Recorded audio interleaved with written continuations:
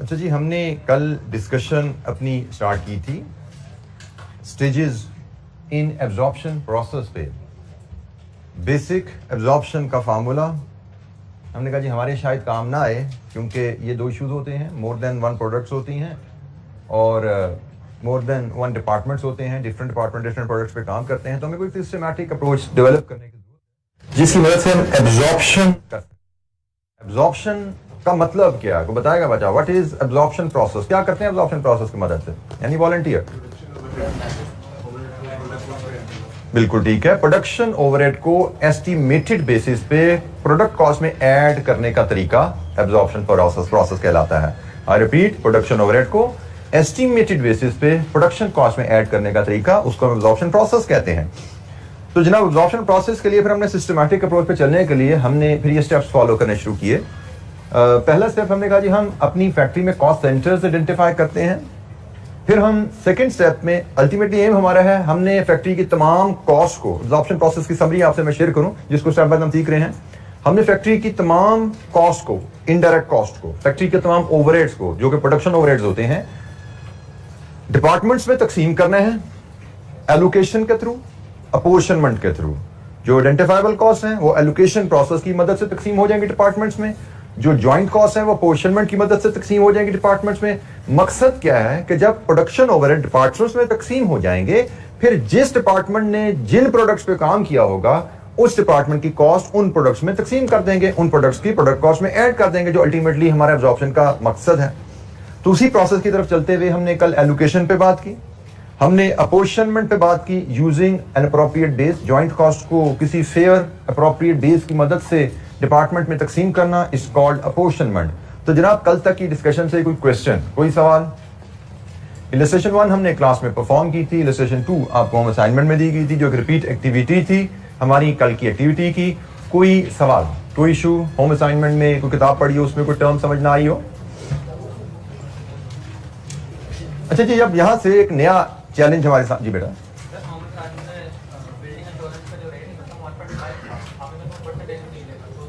बेटा मैंने देखो एक चीज मैंने बोली थी, अगर आप समझो तो, मैंने ये नहीं कहा था इंश्योरेंस का रेट परसेंटेज में निकलेगा। मैंने कहा था जहां पे कॉस्ट की बेस भी रुपीज में हो, कॉस्ट ओवर बेस करते हो ना, फिर रेट निकलता है। तो जहां पे बेस भी रुपीज में हो वहां पे रेट परसेंटेज में निकलेगा भाई।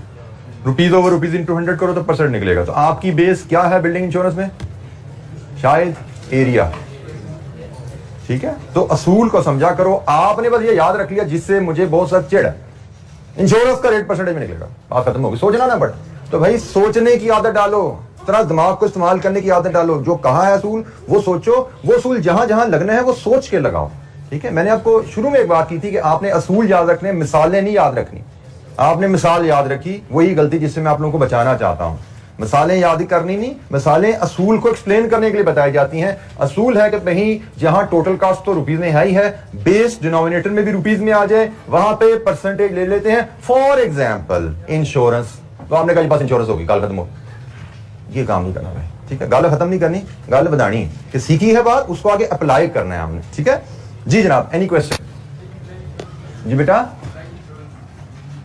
Employ insurance. जी बेटा, एम्प्लॉय इंश्योरेंस का ताल्लुक नॉर्मली नंबर ऑफ एम्प्लॉय से होगा। ठीक है, नॉर्मली इन द, देखो हमने जो अवेलेबल बेसिस है उनमें से सिलेक्ट करनी है ना। हमारे पास जो अवेलेबल बेसिस हैं हमने उनमें से सिलेक्ट करनी है। एम्प्लॉय की इंश्योरेंस है तो जितने ज्यादा एम्प्लॉयज होंगे उतनी ज्यादा इंश्योरेंस होगी। अपरेंटली ऐसा ही लगता है हमें, unless there is some other base given, unless there is some other base given in that. हमने तो, मैं फिर बोल दूं, जो अवेलेबल इंफॉर्मेशन है उसी में से बेस्ट बेस सिलेक्ट करनी होती है। अभी शायद आगे हमें, मैं चले एक सवाल आपसे मैं शेयर करता हूं। लाइटिंग एंड हीटिंग की एग्जांपल आगे कहीं ना किसी सवाल में नजर आएगी कि जी आपने अपने बिल्डिंग को लाइटिंग की हुई है, बिल्डिंग की हीटिंग की हुई है, कूलिंग की हुई है। लाइटिंग, हीटिंग, कूलिंग एक कॉस्ट है आपकी। अब आपके ख्याल में फेयर बेसिस, जो बेसिस आपको पता है, लाइटिंग, हीटिंग, कूलिंग का खर्चा है, वो किस बेसिस पे तकसीम होना चाहिए? एरिया पे। ठीक है, बिल्कुल ठीक है, आपको जो नॉलेज पता है उसके मुताबिक एरिया पे होना चाहिए। लेकिन एरिया क्या होता है जी? लंबाई, चौड़ाई, यही होता है ना एरिया। लेकिन अगर आपको उसी टेबल में डिपार्टमेंट वाइज एरिया दिया हुआ है तो ठीक है, लेकिन एरिया के साथ अगर वॉल्यूम पे दे दिया जाए, लंबाई, चौड़ाई, ऊंचाई, तो क्या ख्याल है? ऊंचाई ज्यादा फेयर नहीं है एरिया से, तो भाई जो बेसिस अवेलेबल हैं दिमाग इस्तेमाल करना है, फिर रटा नहीं लगा लेना कि ये एरिया ही होगा हीटिंग लाइटिंग कूलिंग में। तो किसी सवाल में एरिया होगा, किसी सवाल में वॉल्यूम अवेलेबल है तो वॉल्यूम ले लेंगे एरिया की बजाय, क्योंकि वॉल्यूम ज्यादा बेहतर है। ये छत यहां पे है से आपसे 9 फुट ऊंचाई पे है, तो ये बल्ब काफी है। इसको 9 फुट से ऊंचाई से उठा के 20 फुट पे ले जाओ, ये बल्ब काफी नहीं रहेंगे, डबल करने पड़ेंगे बल्ब ये पढ़ने के लिए। हमें लाइट कम हो जाएगी इस कमरे में सिर्फ हाइट बढ़ने से, हीटिंग कूलिंग कम हो जाएगी वॉल्यूम बढ़ने से। ठीक हो गया? तो फेयर बेस, अवेलेबल बेसिस में से बेस्ट बेस चूज करनी होती है। ये चीज सोचने की आदत अपनाइए बेटा। मैं फिर एग्जांपल याद नहीं कर लेनी, जैसे फिर गाजी हीटिंग लाइटिंग है तो एरिया पे डाल दो, एरिया पे नहीं डलेगी। अगर वॉल्यूम आ गया साथ, area versus volume, volume is better, जो बेहतर है हम उस पर जाएंगे। अच्छा जी, आगे मूव करें या कभी कोई सवाल है किसी के पास कल के लेक्चर से?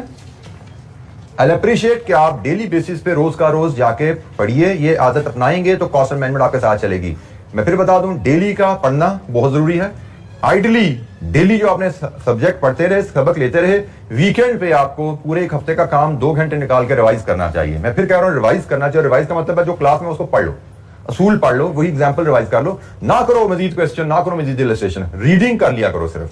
अगर आप सिर्फ इस आदत के साथ चलते रहो, हाँ करेंगे प्रैक्टिस, जब मजीद टाइम मिलेगा टेस्ट की तैयारी करेंगे उसमें प्रैक्टिस क्वेश्चन भी कर लिया करेंगे, लेकिन रीडिंग हम रोज की रोज, इलस्ट्रेशन रोज की रोज, बेसिक इलस्ट्रेशन, और साथ वीकेंड पे दोबारा रीडिंग कर ली और फिर इलस्ट्रेशन कर ली, फिर साथ साथ टेस्ट आएंगे, फिर पढ़ा करेंगे तो टेस्ट की तैयारी हमारी ऐसे हुआ करेगी, तब 2 सवाल भी कर लिया करेंगे साथ। इस आदत से चलते हुए अगर आपने कोर्स के 4 महीने गुजारे तो ये पेपर आपका इंशाल्लाह ऐसे 60-70 नंबर पे निकलेगा इंशाल्लाह। ठीक है, लेकिन अगर आपने इसको पेपर को छोड़ दिया, सीए में बेटा की याद रखना, आपको पहले दिन से एग्जाम की तैयारी के लिए आप बैठे हो। ये ऐसा नहीं होता कि आप जी जिस तरह मैट्रिक इंटर में करते आते थे कि 10 महीने चिल किया, आखिरी 2 महीने बैठ के टिक के पढ़ लेंगे हो जाएगा, कि जब कोर्स खत्म होगा एग्जाम लीव आएंगे फिर पढ़ेंगे। सीए में ऐसा नहीं होता। सीए क्या, किसी भी सेमेस्टर स्टडी में जहां पे 6 मंथली एग्जाम होते हैं, ऐसा नहीं होता।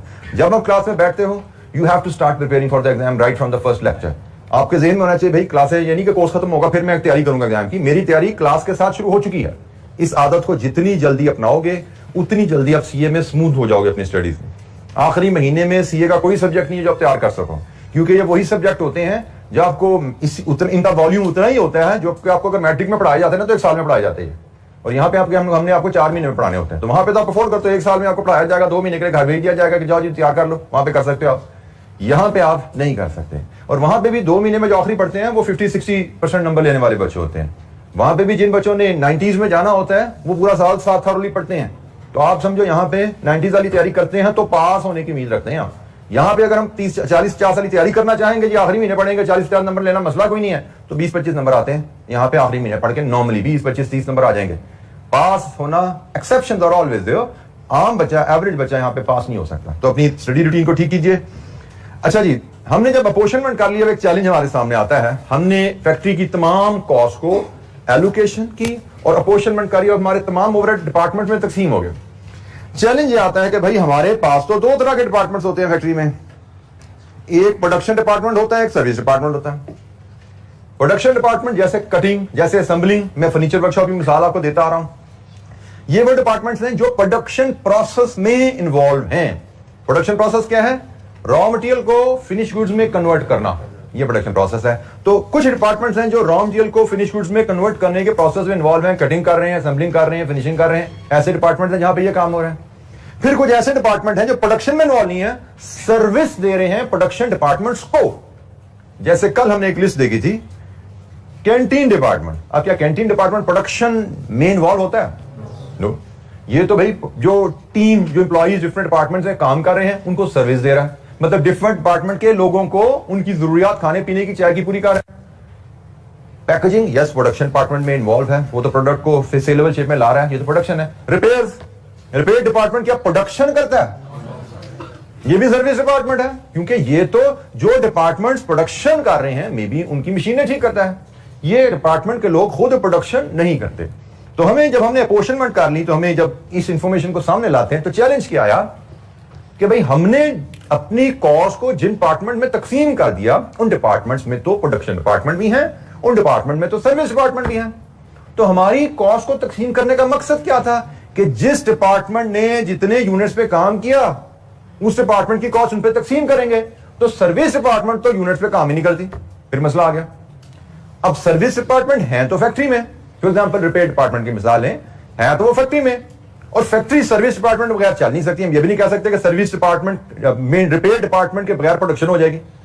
रिपेयर डिपार्टमेंट खुद प्रोडक्शन में इन्वॉल्व नहीं है, लेकिन रिपेयर डिपार्टमेंट ना हो तो प्रोडक्शन डिपार्टमेंट की मशीन खराब हो जाएगी, काम रुक जाएगा। रिपेयर डिपार्टमेंट की जरूरत है प्रोडक्शन डिपार्टमेंट के लिए, लेकिन हम कहेंगे रिपेयर डिपार्टमेंट ने कितने यूनिट्स बनाए, उन पे हम किसकी कॉस्ट सीखते हैं, तो ये पॉसिबल नहीं है, क्योंकि हमने एब्जॉर्प्शन की जो कॉन्सेप्ट सीखा था कि भाई डिपार्टमेंट में कॉस्ट तकसीम करो, फिर जिस डिपार्टमेंट ने जितने यूनिट्स बनाए उनमें उसकी कॉस्ट तकसीम कर देंगे। तो भाई मसला आ गया कि सर्विस डिपार्टमेंट ने तो कोई यूनिट्स ही नहीं बनाए, ठीक है जी। तो फिर एक क्वेश्चन मार्क आ गया, फिर फंस गए हम। जैसे पहले फॉर्मूला निकाला था, 2 मसले फंस गए, यहां पे भी 3 स्टेप किए थे, एक कॉन्सेप्ट के तहत चल रहे थे, फिर रुक गए। तो भाई जैसे ही रुकते हैं साथ ही हमें हल भी मिलता है। इसका हल है जी हमारे पास रीअपोर्शनमेंट। इसका हल है हमारे पास रीअपोर्शनमेंट, या उसको सेकेंडरी अपोर्शनमेंट भी कहते हैं। रीअपोर्शनमेंट या सेकेंडरी अपोर्शनमेंट क्या है कि भाई हमने ओवरहेड कॉस्ट को प्रोडक्ट्स में ऐड करने हैं, लेकिन उससे पहले एक काम और करते हैं, हम सर्विस डिपार्टमेंट की कॉस्ट को प्रोडक्शन डिपार्टमेंट में तकसीम कर देते हैं। क्योंकि सर्विस डिपार्टमेंट ने तो प्रोडक्ट पे काम नहीं किया, सर्विस डिपार्टमेंट ने किसके लिए काम किया, प्रोडक्शन डिपार्टमेंट के लिए काम किया। सर्विस डिपार्टमेंट ने प्रोडक्शन डिपार्टमेंट के लिए काम किया। तो अल्टीमेटली तो ओवरहेड को हमने प्रोडक्शन डिपार्टमेंट के थ्रू प्रोडक्ट पे लेके जाना। कहानी शुरू हुई जी, फैक्ट्री की सारी कॉस्ट को डायरेक्ट प्रोडक्ट पे ले जाना मुश्किल है। हमने कहा जी फैक्ट्री की कॉस्ट को डिपार्टमेंट में तकसीम कर दो, फिर डिपार्टमेंट से प्रोडक्ट में ले जाएंगे। एक और मसला आ गया, अभी सारे डिपार्टमेंट प्रोडक्ट पे काम नहीं कर रहे हैं, तो जो डिपार्टमेंट प्रोडक्ट पे काम नहीं करे सर्विस डिपार्टमेंट, वो क्या करते हैं, वो बाकी डिपार्टमेंट्स को सर्विस दे रहे होते हैं। तो हमने कहा जी फिर आप सर्विस डिपार्टमेंट की कॉस्ट को भी जरा तकसीम करके प्रोडक्शन डिपार्टमेंट में ले आए, ताकि सारे फैक्ट्री के ओवरहेड सिर्फ प्रोडक्शन डिपार्टमेंट्स में महदूद हो जाए। फिर वहां से हम फैक्ट्री ओवरहेड्स को प्रोडक्ट्स में तकसीम कर लेंगे। फिर सारे फैक्ट्री के ओवरहेड तकसीम होकर प्रोडक्शन डिपार्टमेंट्स में आ जाएंगे जब हम रीअपोर्शनमेंट कर लेंगे, और उसके बाद उन ओवरहेड्स को हम प्रोडक्ट्स में तकसीम कर लेंगे जिस डिपार्टमेंट ने जितनी प्रोडक्ट पे काम किया होगा। कोई हम बेस बनाएंगे कर देंगे, ठीक है जी। सो रीअपोर्शनमेंट की जरूरत हमें क्यों पेश आई, इस वजह से अब हमने रीअपोर्शनमेंट में करना क्या है, सर्विस डिपार्टमेंट जो अगर हमारी डिपार्टमेंट की लिस्ट में आ गए हैं, उनकी कॉस्ट को प्रोडक्शन डिपार्टमेंट में तकसीम करना है। अब वो कैसे करना है उसकी डिस्कशन अब हमारी शुरू होने लगी है। रीअपोर्शनमेंट कैसे की जाएगी। अच्छा जी, जब हम रीअपोर्शनमेंट पे आते हैं तो रीअपोर्शन में देयर आर 3 पॉसिबल सिनेरियोज। हमें रीअपोर्शन में 3 तरह की सिचुएशन मिल सकती हैं। Situation number 1, service departments do not serve other service department. मतलब कैंटीन सिर्फ प्रोडक्शन डिपार्टमेंट के लोगों को चाय पिलाएगी, वो रिपेयर के लोगों को चाय नहीं पिलाएगी। रिपेयर वाला सिर्फ प्रोडक्शन की मशीनें ठीक करेगा, कैंटीन का ओवन खराब हो गया वो ठीक नहीं करेगा। यह है इसका मतलब कि service department do not serve other service department. In other words, service departments only serve production departments. This is scenario 1. Scenario 2, only one service department serve other service department. There is no reciprocal service. बदले में service नहीं मिलती। दूसरी situation क्या हो सकता है, हमें क्वेश्चन में लिखा हो। पहली सिचुएशन है भाई ना कैंटीन किसी सर्विस डिपार्टमेंट के लोगों को चाय पिलाती है, ना रिपेयर डिपार्टमेंट किसी सर्विस डिपार्टमेंट की मशीनरी रिपेयर करता है। Assuming there are 2 service department, हमें ये लिखा नजर आएगा तो सिनेरियो 1 है। दूसरी सिचुएशन क्या है, रिपेयर डिपार्टमेंट तो किसी सर्विस डिपार्टमेंट की मशीन ठीक नहीं करता, लेकिन कैंटीन वाले रिपेयर डिपार्टमेंट के लोगों को चाय पिला देते हैं। एक सर्विस डिपार्टमेंट दूसरे सर्विस डिपार्टमेंट को सर्व कर रहा है, बदले में सर्विस, नो रेसिप्रोकल सर्विस, बदले में सर्विस नहीं मिल रही। ऐसा नहीं कि कैंटीन वाले ने सर्विस रिपेयर वाले को चाय पिलाई और साथ उनसे कहा मेरा ओवन भी ठीक कर दें, वो ओवन ठीक नहीं करेंगे, उनकी जिम्मेदारी नहीं है आपका ओवन ठीक करना, आपकी कैंटीन की जिम्मेदारी है उनको चाय पिलाना। सो एक सर्विस डिपार्टमेंट सर्व कर रहा है अदर सर्विस डिपार्टमेंट, बदले में कोई सर्विस नहीं आ रही। और लास्ट केस जिसमें रेसिप्रोकल सर्विसेज हैं, एक डिपार्टमेंट दूसरे को सर्व कर भी रहा है, बदले में सर्विस ले भी रहा है। जो 3 केसेस हैं, तीनों केसेस की रीअपोर्शनमेंट करने का तरीका थोड़ा थोड़ा फर्क है। तो अगर हमें क्वेश्चन आएगा, हमें उस क्वेश्चन में सर्विस डिपार्टमेंट्स मिलेंगे, तो हमें देखना पड़ेगा कौन सा केस है भाई। पहले हम केस डिसाइड करते हैं, फिर रीअपोर्शनमेंट का फैसला किया जाता है कि किस मेथड से रीअपोर्शनमेंट करेंगे, ठीक है। तो ये तीनों केस आपको जरा ध्यान में रखने हैं। कोई सर्विस डिपार्टमेंट में 3 सिनेरियोज हो सकते हैं, हर सिनेरियो के मुताबिक हम रीअपोर्शनमेंट की वर्किंग परफॉर्म करते हैं। तो 1 बाय 1 हम देखते हैं जी।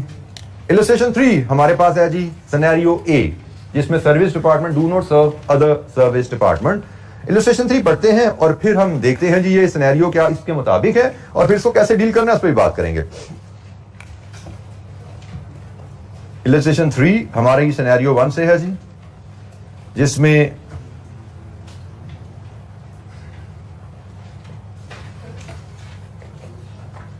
जी बेटा,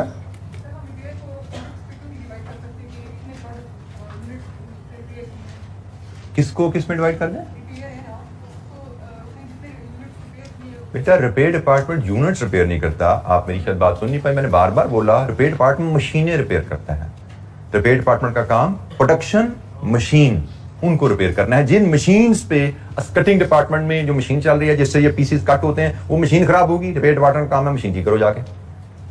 असेंबलिंग डिपार्टमेंट में जहां पे इन चीजों को जोड़ा जा रहा है, वहां पे कोई टूल खराब हो गया, कोई मशीन खराब होगी, रिपेयर डिपार्टमेंट मशीन ठीक करती है।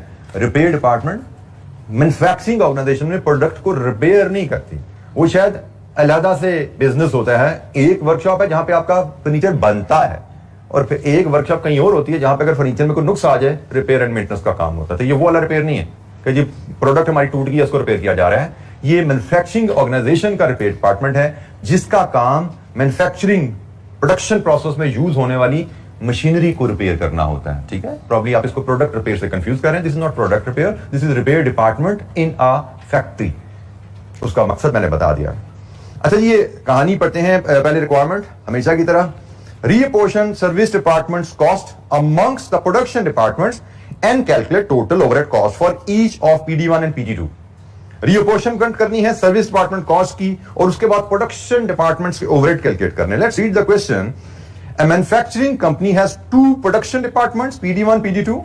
It also has two service department, quality control and repairs.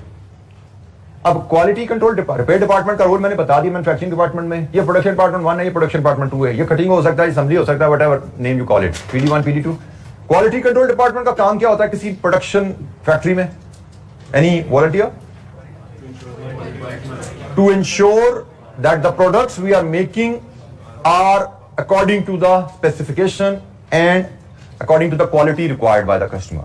तो quality control department periodically inspection करता रहता है, कभी इधर जाएगा कभी इधर जाएगा, देखेगा काम ठीक हो रहा है, क्वालिटी के मुताबिक, मेयार के मुताबिक, स्पेसिफिकेशन के मुताबिक प्रोडक्ट बना रहे हैं। So they just inspect the production, that's why it is called service department. Quality control department is not a production department, they are not making product, they are just inspecting कि काम ठीक हो रहा है, standards के मुताबिक, procedure के मुताबिक, डिजाइन के मुताबिक प्रोडक्ट बन रही है। तो एनीवेज, दो प्रोडक्शन डिपार्टमेंट, दो सर्विस डिपार्टमेंट। एलोकेशन हो चुकी है, अपोर्शनमेंट हो चुकी है। Allocated and apportioned production overhead for each cost center for each department means are as follows.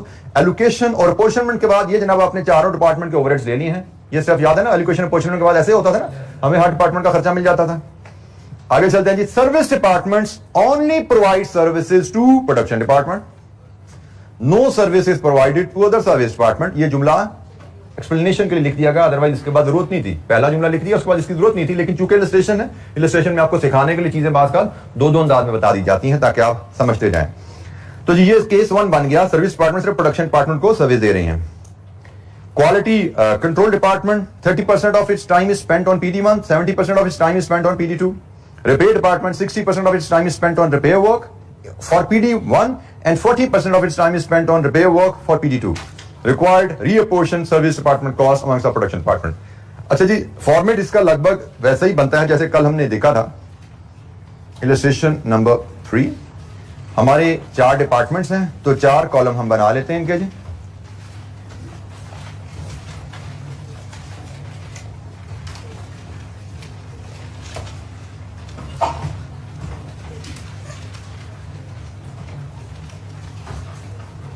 एक चीज मेरे ध्यान से बात कर निकल जाएगा, अगर आपको कोई चीज समझ नहीं आई, आपको नोट करने के लिए टाइम चाहिए। वैसे तो ये जैसे मैंने कहा कि ये चीजें सारी मैं आपको डेली शेयर करता रहूंगा इंशाअल्लाह। इन केस कभी मुझे भूल जाऊं तो आप मुझे बाय आफ्टरनून, इवनिंग में मुझे रिमाइंडर डाल दीजिएगा अगर नोट्स आपसे शेयर नहीं होते। लेकिन उसके बावजूद there are certain students who wants to make note of everything.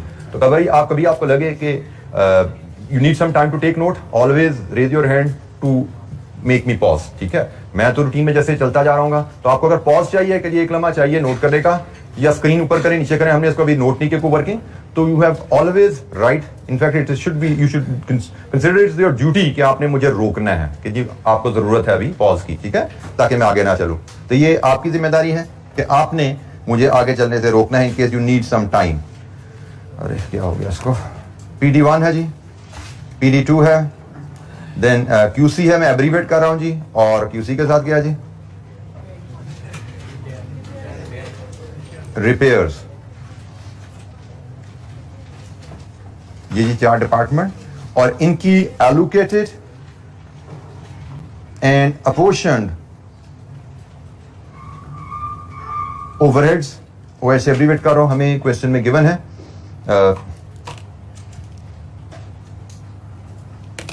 450,000, 310,000, 250,000, 330,000 और हम टेबल के टॉप पे बताते हैं सारी फिगर्स हमने रुपीस में ली हैं, ये प्रेजेंटेशन का हिस्सा है। अच्छा जी, हमारे पास allocated and apportion overheads available हैं। हमें कहा गया है कि हमने सर्विस डिपार्टमेंट कॉस्ट को रीअपोर्शन करना है और प्रोडक्शन डिपार्टमेंट का टोटल ओवरहेड्स बनाने हैं। अच्छा जी, जब हम सिनेरियो 1 से डील कर रहे हो जिसमें service departments are only serving department, तो ये सबसे सिंपल सबसे आसान सिनेरियो है which we expect rarely to see face in the exam. हमने बात सीखी थी कि हमें रीअपोर्शनमेंट में हम सर्विस डिपार्टमेंट कॉस्ट को प्रोडक्शन डिपार्टमेंट्स में तकसीम करते हैं using again some appropriate basis, किसी फेयर बेसिस की मदद से हम तकसीम करेंगे। तो वो बेसिस यहां पे बड़ी हमें आसानी से गिवन है। उसने कहा जी क्वालिटी कंट्रोल का टाइम स्पेंट 30% PD1, 70% PD2 और रिपेयर डिपार्टमेंट का टाइम स्पेंट 60% PD1, 40% PD2। तो बेसिस हमें as a percentage of time spent by each department in serving the production department given है, विच साउंड्स वेरी फेयर। ठीक है, तो हमने कहा जी हम टाइम स्पेंट की बेसिस पे तकसीम कर देंगे कॉस्ट को, और इसमें जब हम सिनेरियो 1 में डील कर रहे हैं हम पहले QC को तकसीम कर दें, बाद में रिपेयर को करें, या पहले रिपेयर कर दें बाद में QC करें, कोई फर्क नहीं पड़ता। It's very simple. 1 बाय 1 हमने एक डिपार्टमेंट को पकड़ना है, उसकी कॉस्ट तकसीम करनी है, दूसरे को पकड़ना है, उसकी कॉस्ट तकसीम करनी है। मेरे सामने चूंकि पहले QC का नाम आ रहा है तो मैंने पहले QC को पकड़ा और उसकी जो परसेंटेज मुझे गिवन है 30-70, मैं इसको यहां पे मेंशन कर देता हूं। मैं चाहूं तो एक यहां पे बेसिस का कॉलम बना सकता हूं, 30-70 यहां लिख। प्रेजेंटेशन में हम फ्लेक्सिबल हैं, मैं चाहूं तो ये कॉलम नहीं बनाया 30-70 इसके सामने में लिख दूं, कोई हर्ज नहीं है, दोनों तरह चलता है काम। ठीक है, तो हम चलें बेसिस का कॉलम भी मैं बना देता हूं, 30-70 यहां लिख दिया, और मैं इसके साथ ही दूसरे कॉलम रिपेयर्स की बेसिस भी यहां पे एंटर कर देता हूं, वो है जी 60-40। तो अब हमने करना क्या है, हमने QC डिपार्टमेंट की कॉस्ट जो कि 250,000 है यहां से निकालनी है, इसका 30% PD1 को डालना है, 75% इसका 70%, कितना बनता है जी 175,000 ये PD2 को जाएगा। और चूंकि QC किसी सर्विस डिपार्टमेंट को सर्व नहीं कर रही, इसका कोई हिस्सा रिपेयर्स को चार्ज नहीं किया जाएगा, उसको कोई हिस्सा इसको तकसीम नहीं किया जाएगा। क्वालिटी कंट्रोल सिर्फ प्रोडक्शन डिपार्टमेंट को सर्व कर रही है 30-70 के रेशियो में, हमने सिंपली इसकी कॉस्ट यहां से माइनस करना है और प्रोडक्शन डिपार्टमेंट में उसको ट्रांसफर कर देना है in the ratio given on the basis provided. यही काम हम रिपेयर के साथ करेंगे, उसकी कॉस्ट 330 है, इसको यहां से निकालेंगे, इसका 60% 198 यहां पे, और इसका 40% 132 यहां पे, और इसका कोई हिस्सा इधर नहीं जाएगा। लीजिए जी, ये हमारी रीअपोर्शनमेंट कंप्लीट हुई। इस रीअपोर्शनमेंट के नतीजे में जो हम चाहते थे वो मकसद हासिल हुआ। हमारा मकसद क्या था, सर्विस डिपार्टमेंट का कॉस्ट जीरो हो जाए, क्योंकि भाई हमें चैलेंज आ रहा था, इन्होंने तो किसी प्रोडक्ट पे काम ही नहीं किया, तो इनकी कॉस्ट को हम किसी प्रोडक्ट पे कैसे चार्ज करें, तो हम इनको जीरो करना चाह रहे थे, वो जीरो हो गए। और अब हम तमाम हमारे फैक्ट्री के ओवरहेड्स थे वो हमारे ट्रांसफर हो गए प्रोडक्शन 1 में। PD1 का टोटल 723,000 और PD2 617,000। लीजिए जी, ये हमारी illustration 3। It's a very simple case, सबसे सिंपल केस हमें बेसिस क्वेश्चन में अवेलेबल होंगी। ठीक है, जैसे यहां पे उसने as a percentage of time spent दिया, किसी सवाल में कोई और बेसिस हो सकती है, लेकिन हर क्वेश्चन में हमें बेस कोई ना कोई दी जाएगी। आगे चलते जाएंगे, सवाल देखते जाएंगे, सिनेरियोस हमारे सामने आते रहेंगे। तो गिवन बेस के मुताबिक सर्विस डिपार्टमेंट कॉस्ट तकसीम की है, और मैंने फिर बोला मैं पहले रिपेयर कर दूं फिर QC करूं, या पहले QC फिर रिपेयर, इससे कोई फर्क नहीं पड़ता, क्योंकि ये इंडिपेंडेंट तकसीम है, ये इंडिपेंडेंट तकसीम है। तो ये जनाब हमारा इस सवाल के मुताबिक रीअपोर्शनमेंट कंप्लीट हुई। एलोकेशन अपोर्शनमेंट के बाद चैलेंज, और उस चैलेंज का हल रीअपोर्शनमेंट। Any question?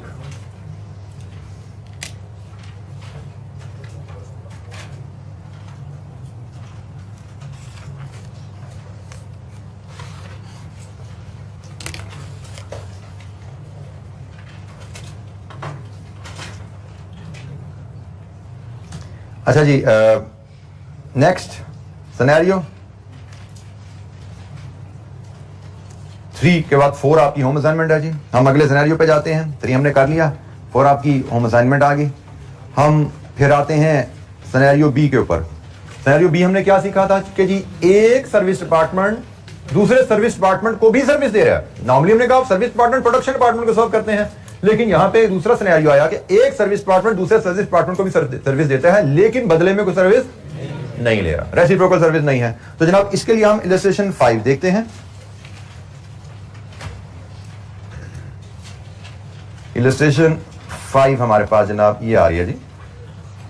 अच्छा जी, डाटा वही कंपनीज, वही कंपनी, वही डिपार्टमेंट, ठीक है जी।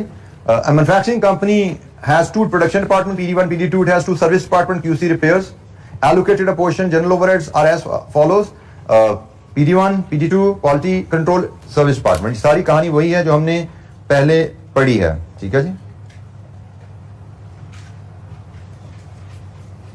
एक minute ji,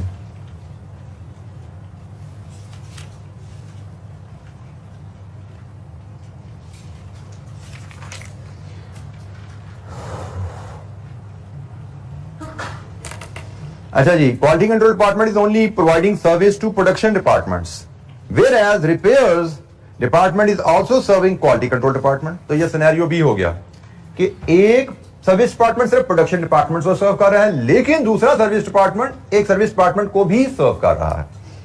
quality control department 30% of its time is spent on PD1, 70% on PD2. Repair department 50% of time spent on PD1, 40% of time spent on PD2, and 10% time spent on repair work in quality department, ठीक है जी।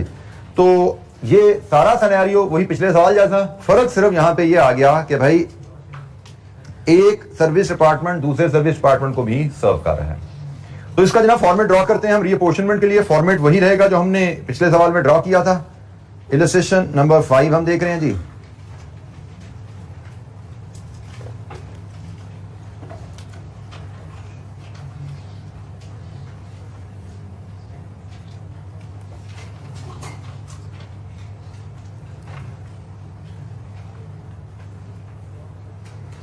ये basis का column आ गया, ये PD1 आ गया, ये PD2 आ गया, ये हमारे पास QC है और फिर रिपेयर्स है।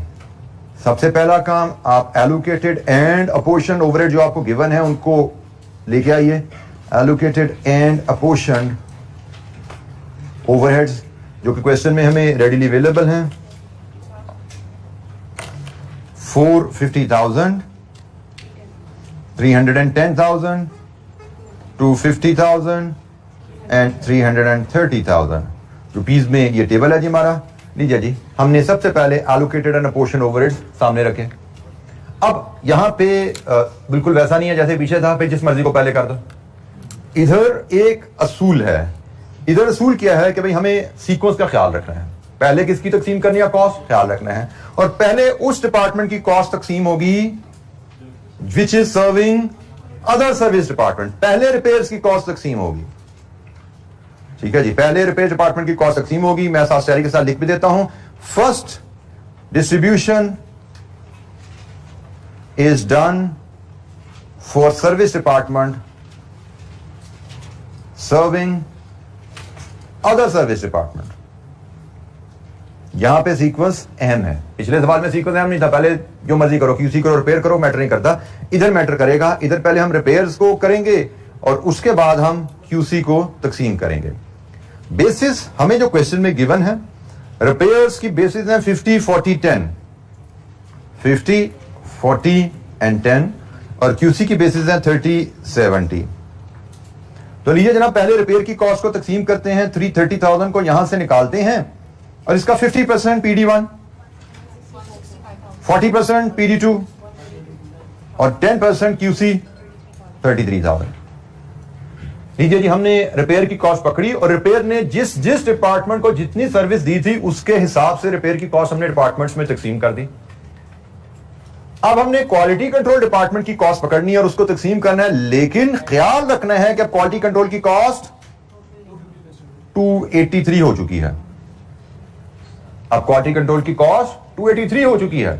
अब ये 283 को हमने तकसीम करना है। हमने 283 को तकसीम करना है। इसका 30% 84,900, इसका 70%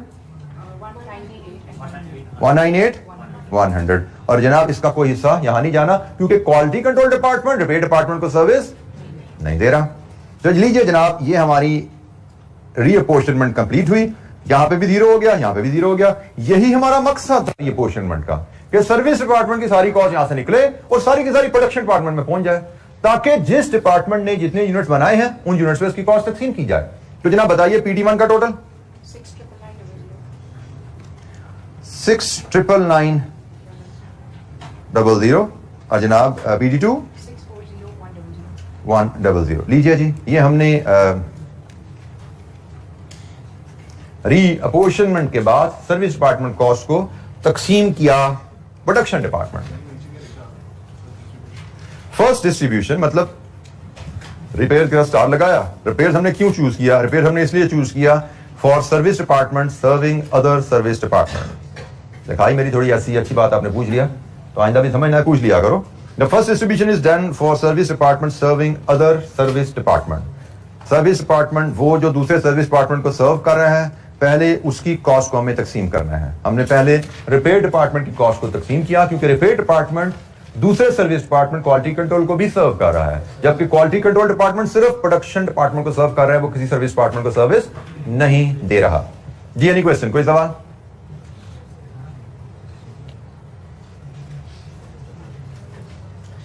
अच्छा जी, एक हमारे प्लान के मुताबिक जो इलस्ट्रेशन 6 है, it is your class activity. तो जनाब इलस्ट्रेशन 6 परफॉर्म कीजिए, जरा पढ़िए और इसको परफॉर्म कीजिए। Illustration number 6 is class activity. ये जी इलस्ट्रेशन 6 है, पेज नंबर आपके 19 पे आ रही है, पेज 18 की बॉटम से शुरू हो रही है। रिक्वायरमेंट्स की सेम है। Reapportion service department cost amongst the production departments and calculate total overhead cost for each PD1, PD2, PD3। यहाँ पे प्रोडक्शन डिपार्टमेंट्स 3 हैं और सर्विस डिपार्टमेंट्स 2 हैं, S1, S2। तो आपने S1, S2 की कॉस्ट को तकसीम करना है प्रोडक्शन डिपार्टमेंट में। सवाल पढ़िए, कोई चीज समझ नहीं आती पूछिए। ये यकीनन सिनेरियो 2 से सवाल है, जिसमें सिर्फ एक सर्विस डिपार्टमेंट प्रोडक्शन डिपार्टमेंट के अलावा दूसरे सर्विस डिपार्टमेंट को भी सर्व कर रहा है।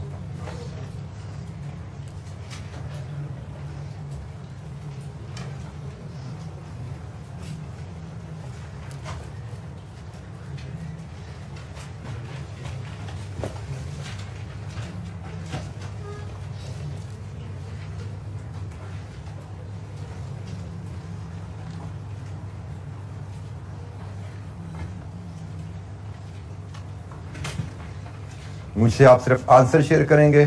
PD1, PD2, PD3 इनकी फाइनल कॉस्ट क्या है, total overheads, total production overheads in department के जिम्मे क्या आते हैं।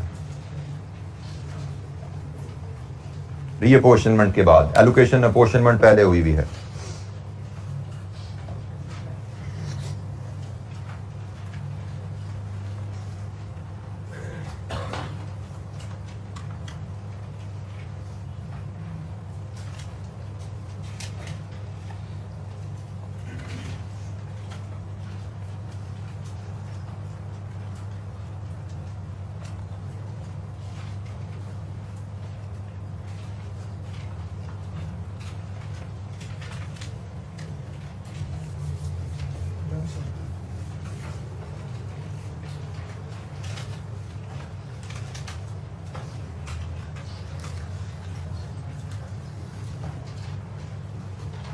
पहले किस डिपार्टमेंट की कॉस्ट रीअपोर्शन करेंगे?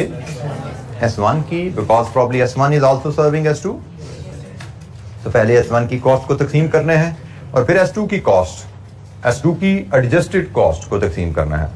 एडजस्टेड कॉस्ट से मुराद S1, S2 की अपनी कॉस्ट प्लस उसका हिस्सा जो S1 से उसको मिला। तो क्या आंसर आया जी? एक स्टूडेंट में क्या था, सॉरी 180,000 PD1 जी, PD2 310, 250। ओ काका मुझे आंसर बता, तू मुझे कहानी लिखाना शुरू कर दी।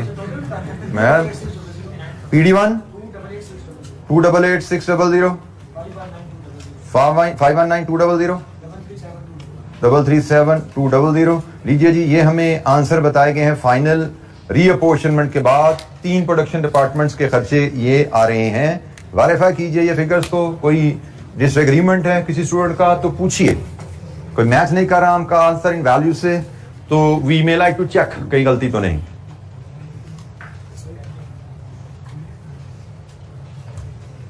मैंने सिर्फ आंसर्स यहां पे लिखे हैं, फाइनल वैल्यूज, कंप्लीट फॉर्मेट मैंने यहां नहीं बनाया।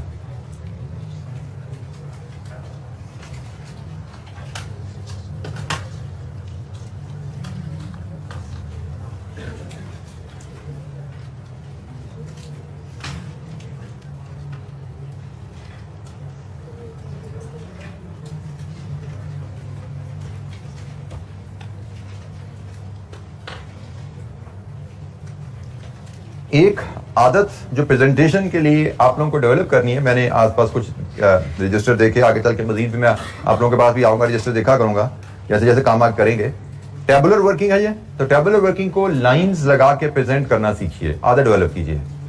एग्जाम में प्रेजेंटेशन की अहमियत बहरहाल होती है, क्योंकि एग्जाम में कहा जाता है कि आप एग्जामिनर की जिंदगी जितनी आसान बनाओगे वो उतना ही अच्छा आपसे सलूक करेगा, और उसके लिए बेहतर प्रेजेंट करना जरूरी होता है। तो कोशिश किया करें, क्लियर प्रेजेंटेशन, साफ सुथरी प्रेजेंटेशन की आदत डालें। और रूलर एक अहम इंग्रेडिएंट है, एक कंपोनेंट है न्यूमेरिकल क्वेश्चन में जब टेबुलर वर्किंग आप प्रेजेंट कर रहे हैं। तो मेक श्योर कि आप रूलर को यूज किया करें, अपने साथ रजिस्टर में एक परमानेंट कैरी करें, क्योंकि आगे हमने बहुत से क्वेश्चंस टॉपिक ऐसे करने हैं जिनमें हमें इसकी जरूरत पड़ने वाली है। तो एक छोटा सा 6 इंच रूलर प्लास्टिक या स्टील अपनी किताब का या रजिस्टर का परमानेंट हिस्सा बना लीजिए। जी, एनी क्वेश्चन? किसी बच्चे को कोई दिक्कत यहाँ पे? अच्छा जी, ये दो तो बड़े सिंपल थे सिनेरियो थे, और ये पोर्शनमेंट के जो हमने डील किया। बाय द वे, हम जब पास पेपर क्वेश्चन पे भी जाएंगे तो हमें इस सिनेरियो में से मुझे लगता है 0 क्वेश्चन मिलेगा, क्योंकि बहुत ही सिंपल है। 0 क्वेश्चन आ सकता है, ये नहीं कि आ नहीं सकता, लेकिन 0 क्वेश्चन। इस सिनेरियो से शायद कोई एक सवाल हमें नजर आ जाए पास पेपर में, और मोस्ट ऑफ द क्वेश्चन जो हमें पास पेपर में नजर आते हैं रीअपोर्शनमेंट के साथ, वो इस सिनेरियो से नजर आते हैं। मे बी आप कह सकते हो 10 सवाल आएंगे तो 10 में से 9 इस सिनेरियो से होंगे जो तीसरा हम देखने जा रहे हैं, और मे बी शायद एक सवाल इस सिनेरियो से हो। और यहां पे मैं फिर एक तवज्जो आपको दिला दूं, अगर आप नोट्स को पढ़ के टॉपिक रिवाइज नहीं करोगे तो देयर इज अ पॉसिबिलिटी कि पास पेपर में ये वाला सवाल आपकी नजर से ना गुजरे। तो अगर ये आपने नोट्स नहीं पढ़े तो ये असूल के पहले किसको तकसीम करना है, ये आपके ज़हन से मिट हो जाएगा, और आप एग्जाम में पहुंच जाओगे तो there is a possibility, I am just giving you a hint, there is a possibility कि यू मे गेट स्टक, क्योंकि ये असूल आपने पास पेपर में आपने इसका सवाल देखा नहीं, नोट्स आपने पढ़े नहीं, एग्जाम में सवाल आ गया इस असूल पे, आप फंस जाओगे। तो इसीलिए आपको कहा जाता है भाई नोट्स की रिवीजन साथ साथ चलनी है, और आखिरी दफा नोट्स की रीडिंग जो आप करते हो the day before exam, exam से एक दिन पहले आखिरी दफा आपने कंप्लीट रीडिंग नोट्स की करनी है, सवाल नहीं करने, वहां पे नोट्स की रीडिंग कंप्लीट करनी होती है कि भाई हमारे सारे असूल हर टॉपिक की 100% कवरेज हमारी कंप्लीट हो। सवालों की प्रैक्टिस एग्जाम से 2 दिन पहले 3 दिन पहले हम छोड़ना चाहते हैं, छोड़ देनी चाहिए हमें। रीडिंग नोट्स की आखिरी दिन तक चलेगी। बहरहाल जी, अब हम आते हैं थर्ड सिनेरियो, उस पर थोड़ी सी बात करते हैं। Where all service departments are serving other service department, all service departments are serving other service department, मतलब QC से रिपेयर को दे रहे हैं सर्विस और रिपेयर QC को भी सर्विस दे रहा है। This is what is meant, मतलब रेसिप्रोकल सर्विसेज भी हैं। ए ने बी को सर्विस दी है तो बी ने भी बदले में ए को सर्विस दी है। कैंटीन ने रिपेयर्स को चाय पिलाई है तो रिपेयर्स वाले ने भी बदले में कैंटीन का ओवन रिपेयर किया है। तो जनाब, जब हम रेसिप्रोकल सर्विसेज से डील करते हैं तो हमारे पास 2 मेथड्स हैं, दोनों मेथड एक ही जवाब हमें देते हैं। एक थोड़ा लेबोरियस मेथड है जिसको हम रिपीटेड डिस्ट्रीब्यूशन मेथड कहते हैं, और एक थोड़ा अलजेब्रिक मेथड है जिसमें हम साइमल्टेनियस इक्वेशन यूज करते हैं। रेसिप्रोकल सर्विसेज जहां पे आ जाएं वहां पे हमें इन दोनों में से कोई सा method, repeated distribution method and यहां पे नंबर 2 शायद मिस हो गया, ये नंबर 2 साइमल्टेनियस इक्वेशन मेथड में से कोई भी मेथड यूज किया जा सकता है।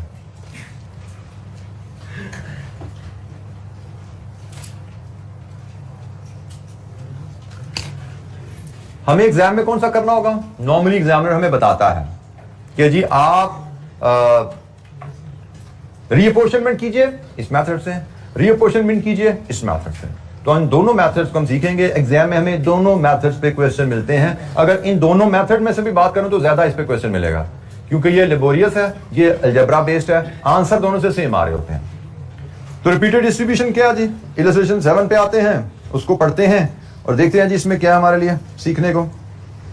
Requirement same, reapportion service departments cost amongst production department using repeated distribution method and calculate total overhead for each production department, same requirement जो पीछे हमने illustration देखी उनमें आती नहीं है।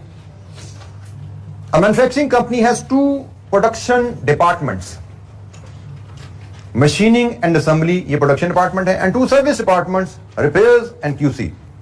The following information is available. Allocated and apportion cost total 120 है, और allocation apportionment के बाद machining के, assembly के, repairs के और QC के का खर्चे हैं। Work done by the service departments, repairs ने क्या काम किया जी? टोटल 100% जो रिपेयर ने काम किया उसमें से 50% मशीनिंग के लिए, 20% असेंबली के लिए और 30% क्वालिटी के लिए। और क्वालिटी कंट्रोल ने जो काम किया अपने 100% काम का 30% हिस्सा टाइम उसने या हिस्सा उसने मशीनिंग को दिया, 55 असेंबली को और 15 रिपेयर्स को। लीजिए जी, हमें एलोकेटेड अपोर्शन कॉस्ट दे दी गई है।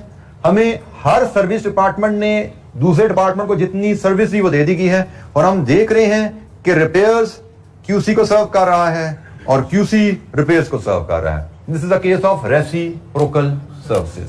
इसको हम रेसिप्रोकल सर्विसेज कहते हैं कि रिपेयर ने क्वालिटी कंट्रोल को सर्व किया और बदले में रिपेयर ने क्वालिटी कंट्रोल से सर्विस ली। This is called reciprocal services. Reciprocal services को हमें कहा गया सवाल में क्लियरली रिपीटेड डिस्ट्रीब्यूशन मेथड की मदद से हल कीजिए। हमें जब भी रेसिप्रोकल सर्विसेज से डील करने को कहा जाएगा, वी विल बी टोल्ड कि किस मेथड के तहत करें इसको। 2 मेथड होते हैं, तो हमें मेथड बताया जाएगा। अच्छा, जिसका फॉर्मेट रीअपोर्शनमेंट का वही है जो हमने पहले सीखा। तो हम इलस्ट्रेशन नंबर 7, 4 डिपार्टमेंट्स हैं, तो 4 कॉलम हमें इसके चाहिए।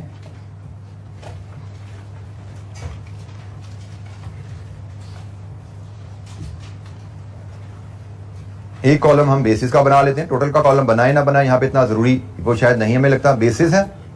उसके बाद 4 डिपार्टमेंट, मैं एब्रीवेट कर रहा हूं, machining, assembly, repairs and QC. ये 2 हमारे सर्विस डिपार्टमेंट हैं, ये 2 हमारे प्रोडक्शन डिपार्टमेंट है। मैंने एस और पी से इनको मार्क कर लिया जस्ट मेमोरेंडम पर्पसेस। हमें एलोकेटेड एंड अपोर्शन्ड ओवरहेड्स की फिगर दी गई है। 50,000, 40,000, 14,000, 16,000 रुपीज में ये वैल्यू है जी हमारे पास। ये क्वेश्चन में डाटा अवेलेबल है। रिपीटेड डिस्ट्रीब्यूशन मेथड में जैसे कि नाम से जाहिर है, you have to repeat the distribution again and again. Start कहां से करें? रिपेयर से, क्यूसी से? कोई जरूरी नहीं है यहां पे। पहला मेथड जो मर्जी, जब पहला सिनेरियो था रीअपोर्शनमेंट का जिसमें service departments were only serving production department, sequence was not important, जिस मर्जी डिपार्टमेंट को पहले रीअपोर्शन कर दो। दूसरा सिनेरियो था जहां पे one service department was serving the other service department, sequence was important. हमने कहा जी नहीं, पहले किसको करना है, ध्यान से। तीसरा सिनेरियो आया reciprocal services, sequence again not important. तो जनाब मैंने कहा जी मेरे सामने पहले रिपेयर का नाम आ रहा है, तो पहले मैं रिपेयर की कॉस्ट तकसीम करूंगा, फिर क्यूसी की करूंगा।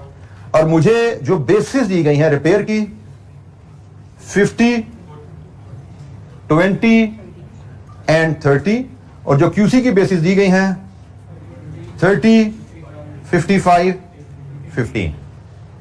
ठीक है जी। तो जनाब हम रिपेयर से काम शुरू करते हैं। रिपेयर की कॉस्ट 14,000 यहां से निकालिए, और इसका 50% 7,000, इसका 20% 2,800, इसका 30% 4,200। ये जी हमने पहले रिपेयर की कॉस्ट तकसीम की। अब क्यूसी की बारी है, और जो बात हमने सीखी थी कि भाई जब क्यूसी की बारी है तो क्यूसी की कॉस्ट अब हो गई है 20,200। तो 20,200 को यहां से तकसीम करने हैं। 20,200 का 30% 6060, 20,200 का 55%, 20,200 का 15%, 3030। अब यहां से आपको रिपीटेड डिस्ट्रीब्यूशन की कहानी समझ आती है कि पहले स्टेप में रिपेयर को 0 किया आपने, और उसके बाद क्यूसी की तरफ आए, क्यूसी को 0 किया, तो फिर रिपेयर का खर्चा आ गया। अब रिपेयर 0 नहीं रहा, रिपीट करो process. This is what is meant by repeated distribution method कि भैया साहब अब दोबारा रिपीट करो, फिर रिपेयर की कॉस्ट तकसीम करो। चलें जी, रिपीट करने हैं। रिपेयर की कॉस्ट 3030 थी। अब हमें दोबारा इस परसेंटेज को लिखने की जरूरत नहीं है, ये हमारे सामने आ रही है ना, हम इसी को यूज करते हैं। रिपेयर की कॉस्ट तकसीम होनी है, मैं चाहूं तो यहां पे दोबारा लिखूं, चाहूं तो यहां पे ना लिखूं, मैं इसी को यूज कर लूं। ठीक है, तो जनाब 3030 का 50%, 1515, 30 20%, 606 30%। अब इसको 0 किया तो इसके से कॉस्ट आ गई, रिपीट। अब इसको रिपीट करें। अब 909 को तकसीम करना है, और बेसिस ये हैं जी 30%, 273, 55%, 500 और 15%, 136। इसको 0 किया, फिर इसकी बारी आ गई। वी आर रिपीटिंग, लेकिन साथ साथ आप देख रहे हैं वैल्यू कम होती जा रही है। पहले 14,000 था, फिर 30,000 था, अब 136 है। अब थर्ड डिस्ट्रीब्यूशन चलने लगी है, रिपेयर की, लेकिन अब रिपेयर के हिस्से हैं सिर्फ 136 का 50%, 68 20%, 27 30%, 41। अच्छा जी, अब जरा तवज्जो कीजिएगा, unless examiner instructs otherwise we don't have to go beyond 3 distributions. Third distribution पे हमने चैप्टर क्लोज करने हैं। अगर हम जिस तरह चल रहे हैं इस तरह चलते रहे, ये तो नेवर एंडिंग स्टोरी होगी ना, कहानी कभी खत्म ही नहीं होगी। ठीक है, ये तो बस 136 है, और कम हो जाएगा, तो 10 15 20 तक चलते हैं, जीरो कभी होगा ही नहीं, कहानी कभी खत्म नहीं होगी। लेकिन हम एग्जाम पॉइंट ऑफ व्यू से जो काम करते हैं, फिर तीसरी डिस्ट्रीब्यूशन से आगे नहीं जाना। ये जो डिस्ट्रीब्यूशन हमने करनी है ना, जो क्यूसी को डालना है, यहां पे कहानी खत्म करनी है। और कहानी कब खत्म होगी? जब इधर जीरो आएगा। ऐसा ही है ना, कहानी तो तब खत्म होती है जब इधर जीरो आ जाएगा। और इधर जीरो आने के लिए हमें क्या ख्याल करना है कि जब हम आखिरी तकसीम करने जा रहे हैं इसकी, तो फिर इसको हिस्सा नहीं देना।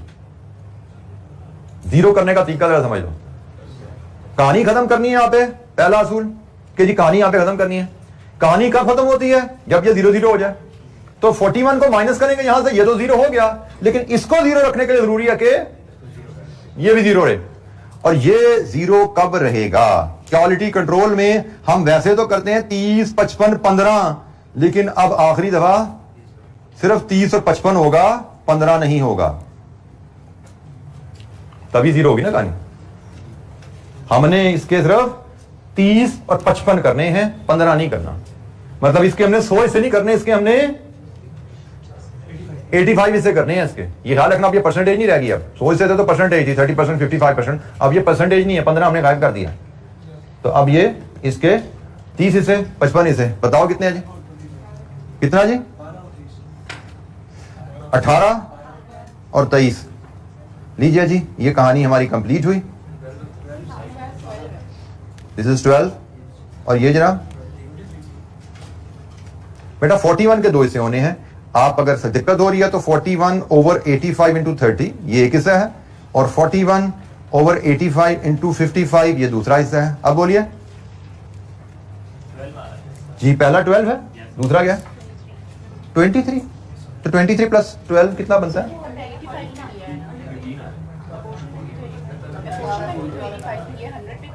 बेटा मैंने ये फैक्टर लिख दिया, can you solve this for me? 14 दूसरे का 27। तो भाई 41 को हम तकसीम कर रहे हैं, टोटल तो 41 लाओ यहां पे। समझ आ गई बात? मैंने आपको बोला ये परसेंटेजेस नहीं है, प्रपोर्शन बन गए हैं अब ये। जब तक यहां पे तक कहानी है परसेंटेज थी, 30 ओवर 100, 55 ओवर 100, 15 ओवर 100। यहां पे जब आए हैं तो 30 ओवर 85 है और 55 ओवर 85 है। इसको आप अगर देखना चाहो तो इसको ऐसे भी पढ़ लो, अगर आपको पढ़ना ऐसे मुनासिब लगता है तो इसको ऐसे पढ़ लो। तो जनाब तीसरी डिस्ट्रीब्यूशन आखिरी होती है, और आखिरी डिस्ट्रीब्यूशन करने के लिए जरूरी क्या है कि भाई अब हमने सर्विस डिपार्टमेंट को हिस्सा नहीं देना। अच्छा जी, आज के लिए इतना ही। कल मजीद एक्टिविटीज हम रिपीटेड डिस्ट्रीब्यूशन की भी करेंगे और साइमल्टेनियस इक्वेशंस पे भी बात करेंगे। अभी बात हमारी चलती रहेगी इंशाअल्लाह। दिस इज द एरिया जिसपे हमें काफी ज्यादा एक्टिविटीज हम करेंगे। पिछले तो आसान चीजें थी, हम जल्दी जल्दी से गुजरते आए, इस पे हम ज्यादा काम करेंगे इंशाअल्लाह।